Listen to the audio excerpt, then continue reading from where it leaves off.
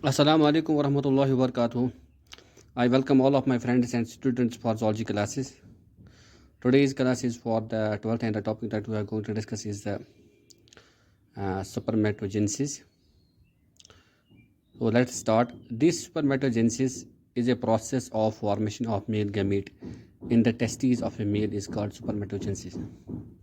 तो ये spermatogenesis है, ये वो प्रोसेस है जिस प्रोसेस के ज़रिए ये जो मेल टेस्टिस हैं वहाँ पे मेल स्पर्म की फॉर्मेशन होती है जिसको हम स्पर्म कहते हैं, उस प्रोसेस को कहते हैं हम स्पर्मेटोजेनेसिस।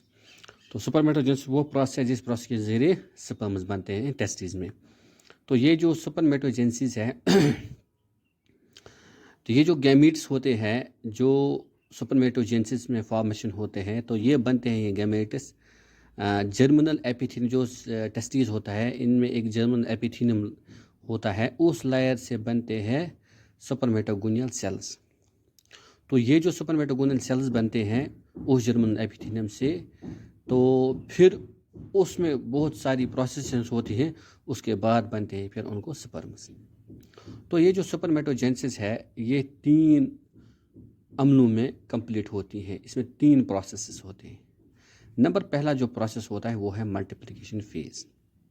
तो मल्टीप्लिकेशन फेज़ में क्या होता है कि ये जो जर्म लेयर होती है सिम्निफेरस ट्यूब्यूल की, तो इसमें स्पर्म मदर सेल्स होते हैं जिनको हम कहते हैं स्पर्मेटोगोनल सेल्स।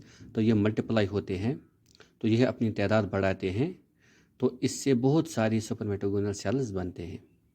ये जो स्पर्मेटोगोनल सेल्स होती हैं डिप्लॉयड होती है, इनका जो क्रोमोसोम नंबर होता है वो होता है 2n, that is 46 chromosome number होता है इनका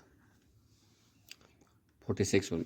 इसके बाद जब ये बनती हैं तो इनमें कुछ सेल्स होती है जो फिर नेक्स्ट फेज़ में जाती हैं जिसको बोलते हैं ग्रोथ फेज़।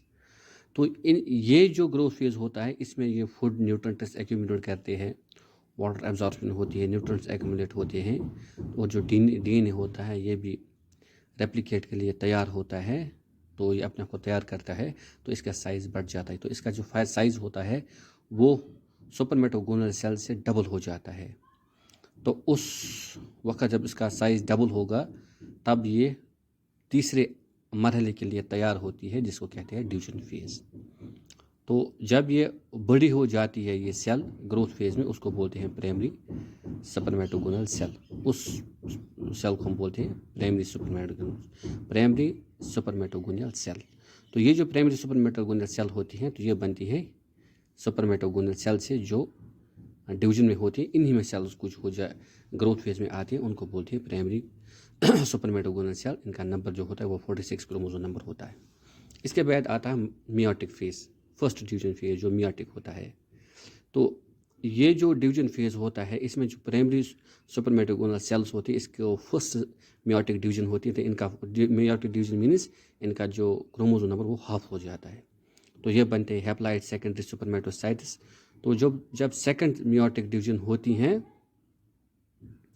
तो मगर ये माइटोटिक इन द नेचर, पहले जब स्पर्मेटोगोनल सेल होती है इसको पहले मियोटिक डिवीजन होती है, पहले इसका प्राइमरी स्पर्मेटोसाइट का क्रोमोसोम नंबर होता है 46।